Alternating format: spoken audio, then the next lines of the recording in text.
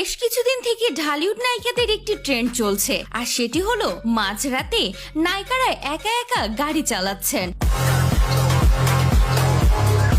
হ্যাঁ ভিউয়ার্স, প্রথমে শবনম বুবলি আর এবার পরিমণিকে দেখা গেল মাঝরাতে গাড়ি ড্রাইভ করতে।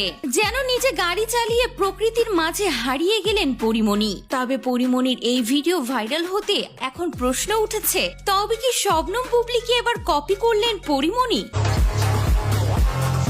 হ্যাঁ ভিউয়ার্স, পরিমণি ও বুবলির মধ্যে কপি করা নিয়ে যে দ্বন্দ্ব হয়েছে তা তো আমরা সকলেই জানি। নিজের ছেলের জন্মদিনে এক আবেগঘন বার্তা দিয়েছিলেন পরিমণি, ঠিক একই রকম ভাবে বুবলিকেও তার সন্তানের জন্মদিনে বার্তা দিতে দেখা গিয়েছিল, জানিয়ে পরিমণি প্রশ্নবিদ্ধ করেছিলেন তাকে নাকি কপি করা হয়েছে। এবার দেখা গেল শবনম বুবলি কিছুদিন আগে রাতের বেলায়